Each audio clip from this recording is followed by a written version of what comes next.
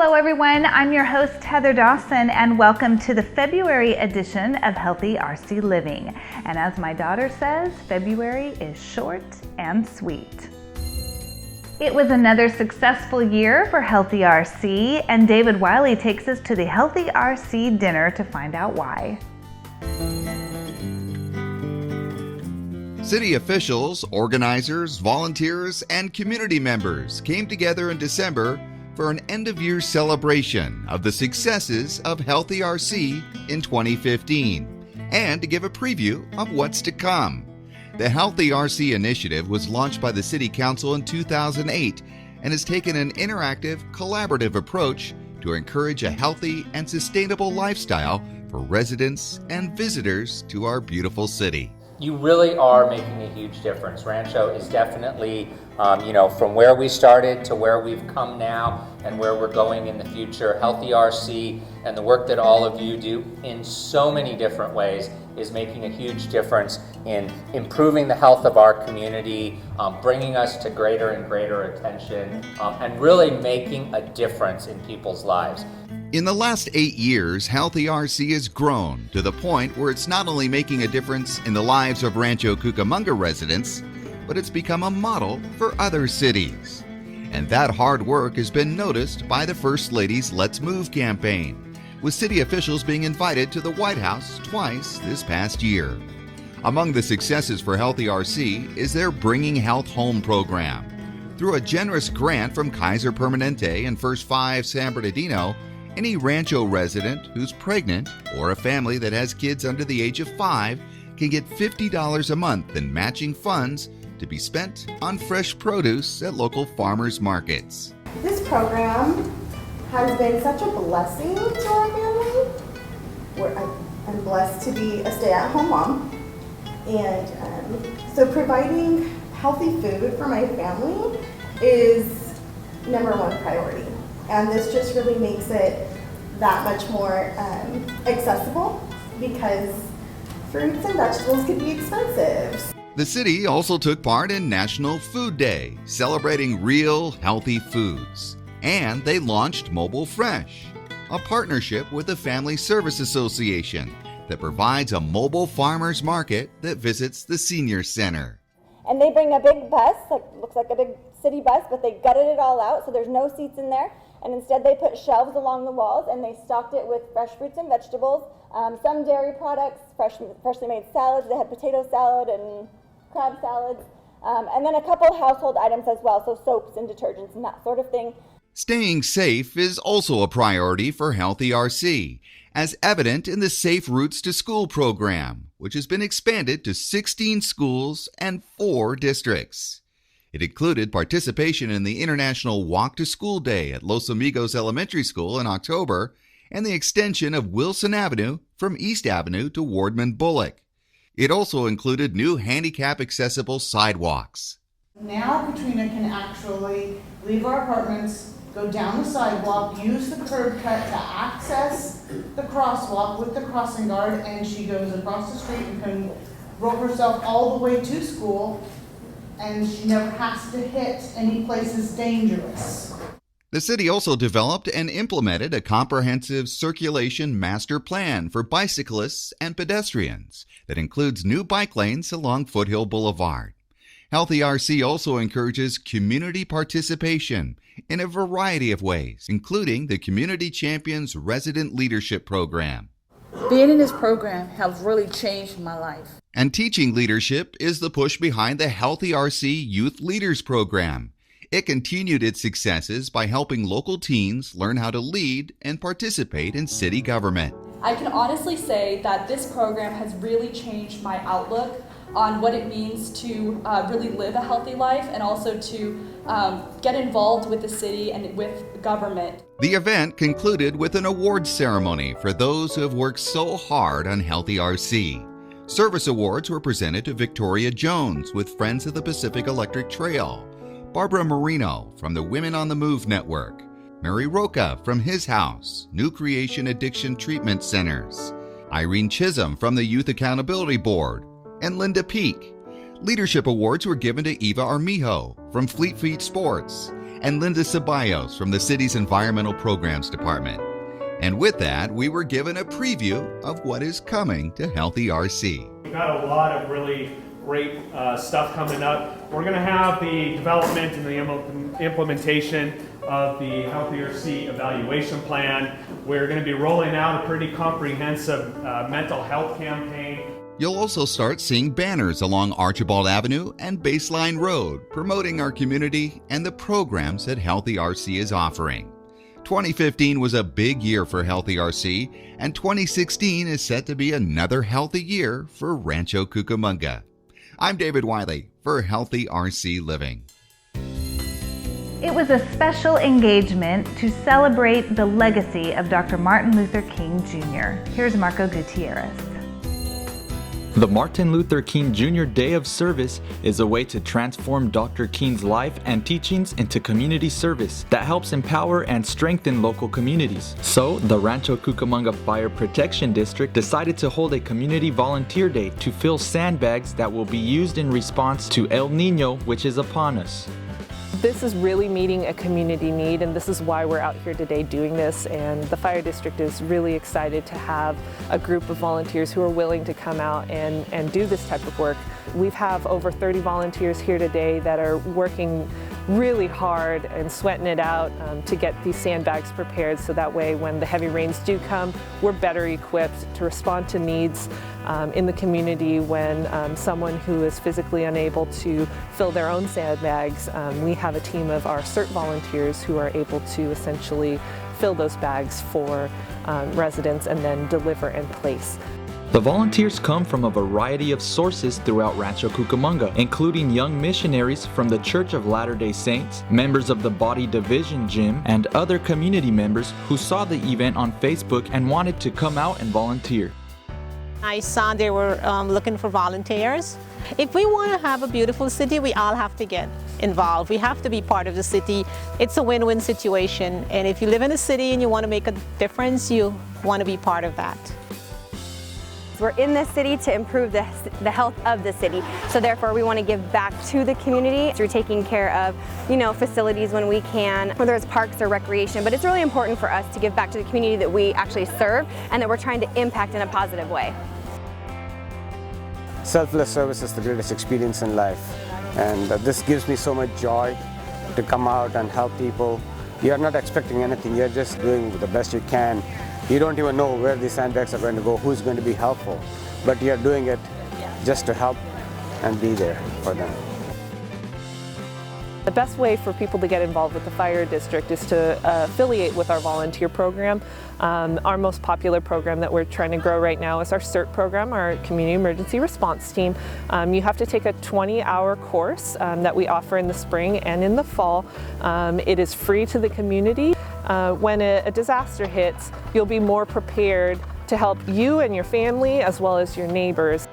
If you don't have sandbags already, you can go to one of the 4 fire stations that have sandbag materials. The 4 fire stations are located at Banyan, Amethyst, East Avenue, and Hellman. Community members can come 7 days a week between the hours of 7 a.m. and 6 p.m. to fill their own sandbags. For more information on El Niño preparedness or volunteer information, visit rcfire.org. Reporting for Healthy RC, I'm Marco Gutierrez. The Rancho Cucamonga Fire Department is red hot. This annual event at Jersey Fire Station has it all. Dozens of exhibitors, hands-on learning opportunities for all ages, safety tips, super cool photo ops, Sparky the dog, Smokey the bear, and goodies everywhere. Where else can you get snow cones dished up by firefighters? It's held during Fire Prevention Week, and this year's theme reminds us to hear the beep where you sleep. Every bedroom needs a working smoke alarm, so we talked a lot about smoke alarms, how to properly install them, maintain them, ensure that they're working, and then what to do when one sounds in your home. And then there was the most anticipated part of the day, important not just to the citizens who were on hand to watch, but to the emergency workers who were getting in their training. Thank you. Although we hold the open house in honor of Fire Prevention Week and trying to get fire safety information out, we also want to give folks a little bit of a taste of what firefighters do on a daily basis. So we try to do different demonstrations that will give them a glimpse of what a firefighter's daily duties are like. And when we do a demonstration, we really look at it as a training opportunity for us. So we will run a demonstration exactly as if we were responding to an emergency. We had a simulated traffic collision where we used the jaws of life and then extricated the patient or got the trapped person out of the car, put them onto a gurney and into the ambulance so they could be taken to the hospital. Some of the other things we did, we had a simulated vehicle fire as well as a simulated structure fire that we used our burn prop behind us here. Perhaps most importantly, the fire department and emergency professionals get to know the people they serve on a personal level.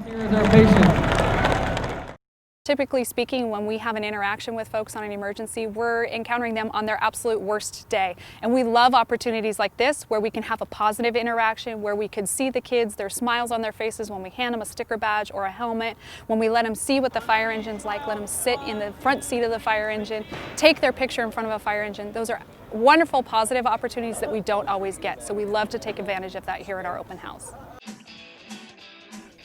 It's just one of the important events on the calendar for the RC Fire Department.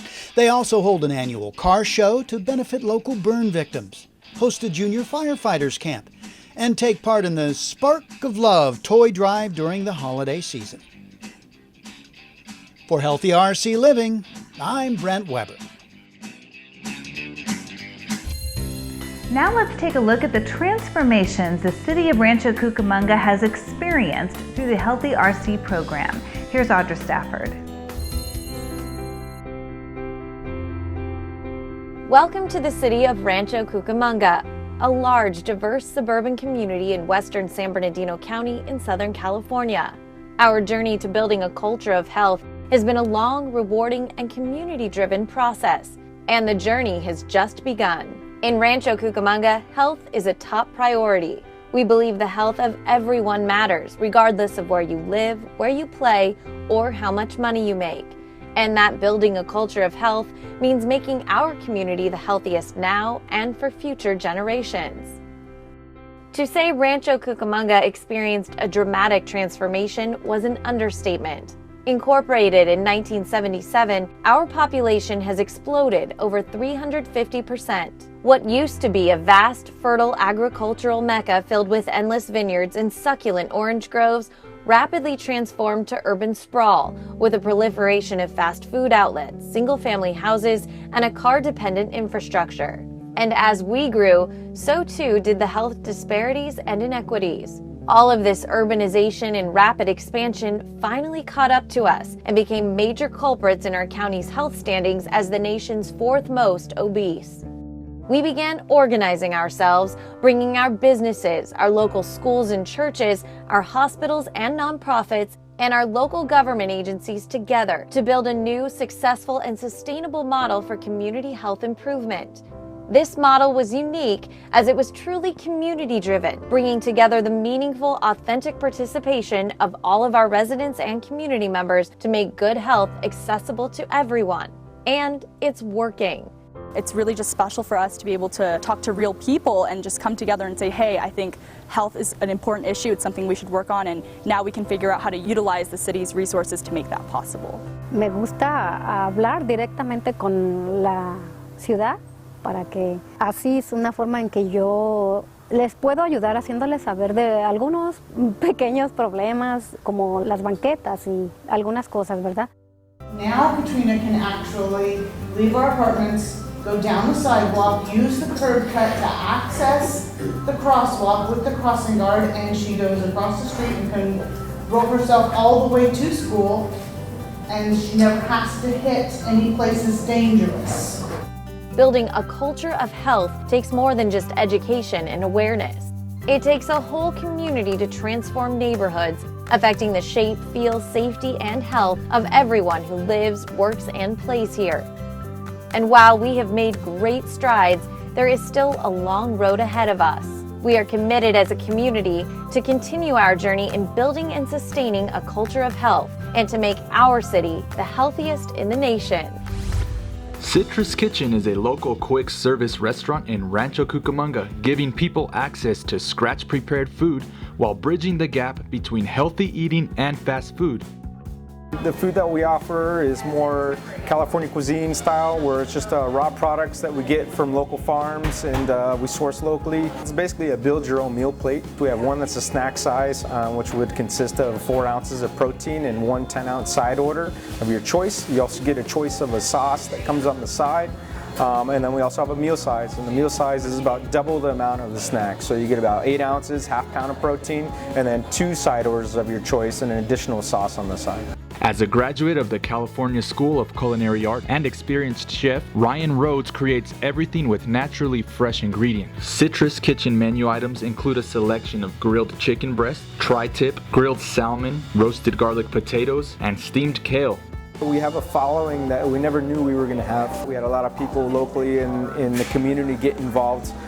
We've had a lot of schools approach us, a lot of gyms approach us, wanting to be involved with them and to help support anyone that's into eating healthier or living a healthier lifestyle. Citrus Kitchen reciprocated by showing support with donations to local schools and fundraisers. They also offer meal prep options for active lifestyles on the go, and found the perfect use of technology to get the food out to their customers quicker.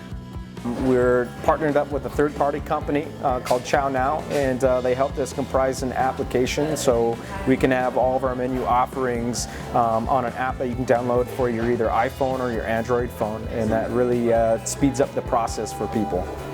We'd like to open a new location in the southern part of Rancho Cucamonga. We definitely like to keep it local now and hold down Rancho Cucamonga as far as the healthy eating goes. To try any of the deliciously prepared meals at Citrus Kitchen, visit them at 10431 Lemon Avenue, Unit H in Rancho Cucamonga. And don't forget, you can order online at www.citruskitchen.com. I'm Marco Gutierrez. From talent shows to Pilates and Zumba, Rancho Cucamonga's James L. Brolte Senior Center is just about the most happening place in town. And that includes the world of modern technology. Among the dozens of classes, services, events, and activities offered, you can find Tech Junction, where volunteers, youngsters, and young adults help older residents navigate the world of the internet and social media. Usually they'll ask me about Facebook, Twitter, and different things like that. But I enjoy helping others. It's amazing.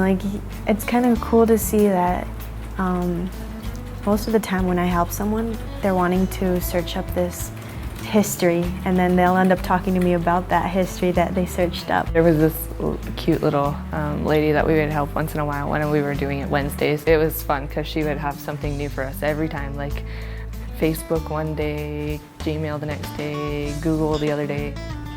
The program is sponsored by the RC Senior Center and the RC Service Council, giving generations of residents the chance to work together to master the ever-changing mobile technology of computers, tablets, and cell phones. The volunteers insist the seniors aren't the only ones learning. It's really fun. I've gotten to learn a lot about them, and it's fun to hear their stories and hear their past stories, and it's fun to see them learn too. It helps me to think, whoa, I'm not the only one. She comes in a lot. We love her, Miss Stage. She usually has questions about her tablet, and why it doesn't work sometimes and why it does work sometimes, and it's a lot of fun. But today she usually has a certain topic she wants to bring up. Today she wanted to tell me more about Labor Day and why we have Labor Day and stuff like that. And so we were just going on the internet and looking up videos for that. And she let me know what it was all about and taught me some cool stuff about Labor Day. In addition to 4 afternoons here at the Senior Center, volunteers at the Alta Loma Junior High Computer Lab are also standing by to help another generation connect with all things tech. In Rancho Cucamonga, I'm Brent Weber for Healthy RC Living.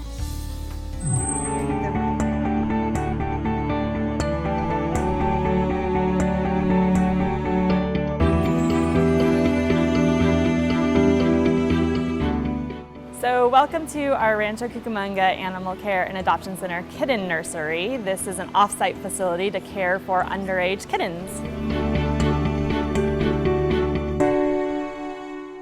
This is our first year out with our kitten nursery, and this is a pilot program, and it's funded through fundraising efforts at the Animal Center. So we rely heavily on volunteers that donate not only their time, but supplies and money and anything that we can use to help support our kittens. Kitten season is typically through May through the end of October. So when they come into our facility and they're not old enough for adoption, we have to bring them over to the kitten nursery to be cared for until they can be adopted into new homes. So the neonatal area is the first area in the nursery where underage kittens will come in.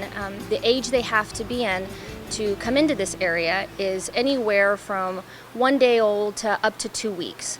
And they're placed in a bin with a heating source, and they're bottle fed every 3 to 4 hours as needed for care. So one of the greatest benefits of the neonatal nursery is that it is staffed 24 hours a day, which really allows us to provide medical care for our most critical and vulnerable population of animals around the clock. So these kittens can come in very tiny and often need IV fluids or tube feedings and medications if they break with mild colds or upper respiratory. So it allows us to provide the monitoring and medical care 24 hours a day to make sure that they're hitting their growth landmarks and on target for their weight and nutrition.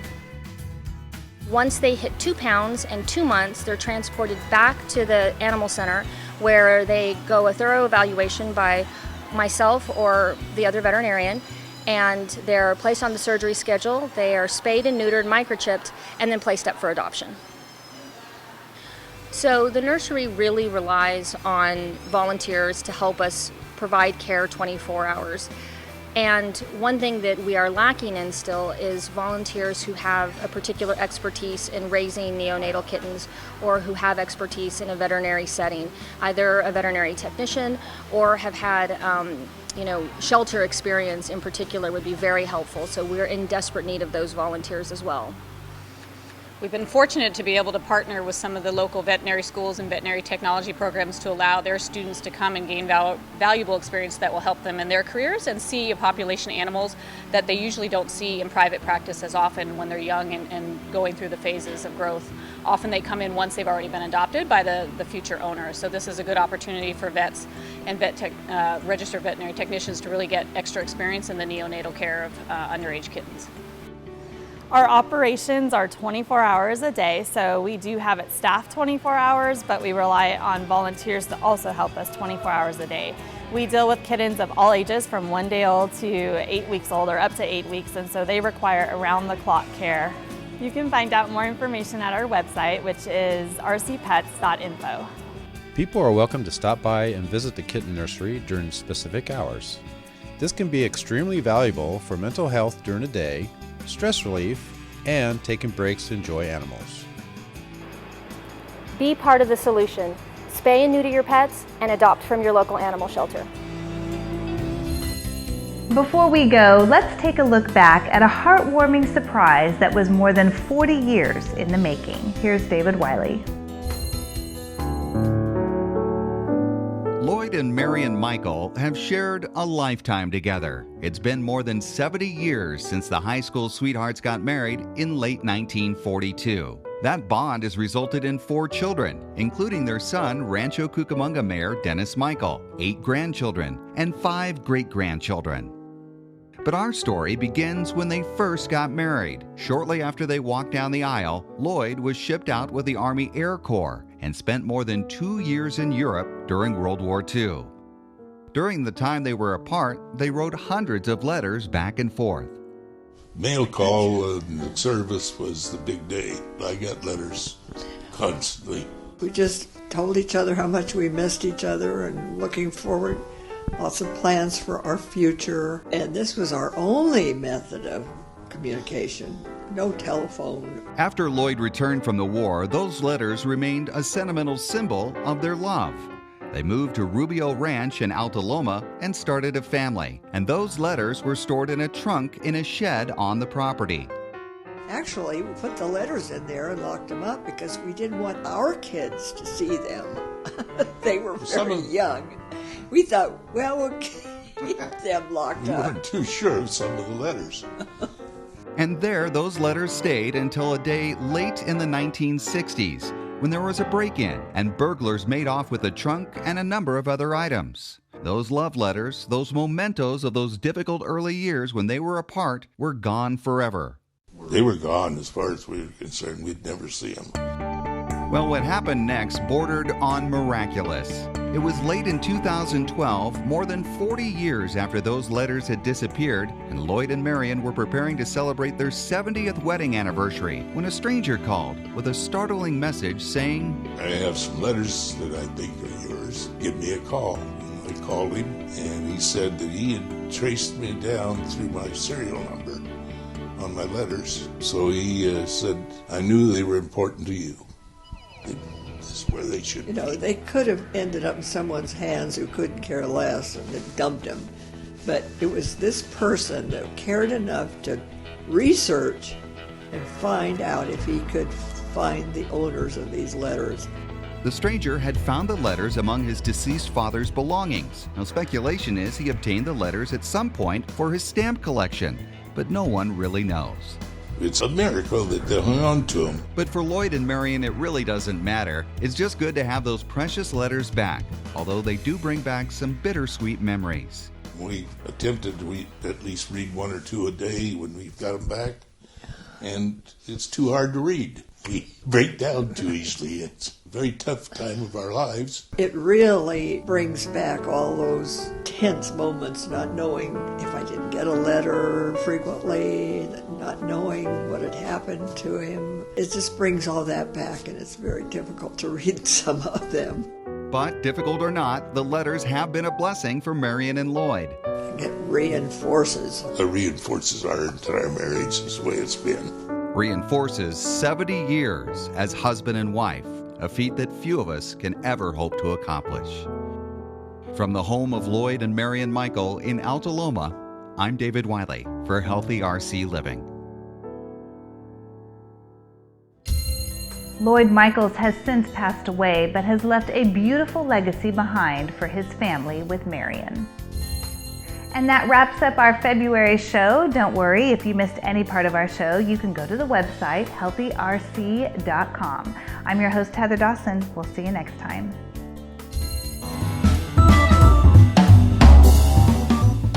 Hi, I'm Heather Dawson. Our show, Healthy RC Living, highlights just a few of the wonderful activities that enhance the mind, body, and earth. We take you to events around the city that'll enrich your mind. Live performances, library computer classes, and story hours are just a few of the ways the city helps people of any age learn and expand their abilities and imaginations. We also show you all the ways our city can help keep your body healthy. There's no better city for outdoor exercise, and we'll make sure you know all the fitness opportunities available in Rancho Cucamonga with our on-location reports. You'll also see how our city is doing its part to protect the earth now and for our future generations. Join us as we explore all of the ways Rancho Cucamonga is making it easy to enjoy healthy living.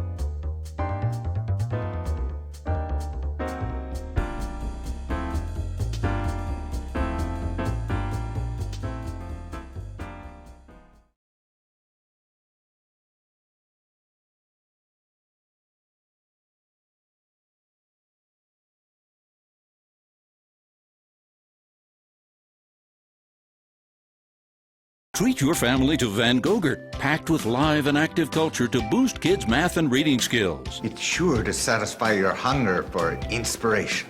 Feed your kids the arts. For 10 simple ways to learn how, visit AmericansForTheArts.org. Weizenbaums make you grow up smart and successful so you can be a doctor, lawyer, handsome genius composer. Like me. Feed your kids the arts. Visit AmericansForTheArts.org.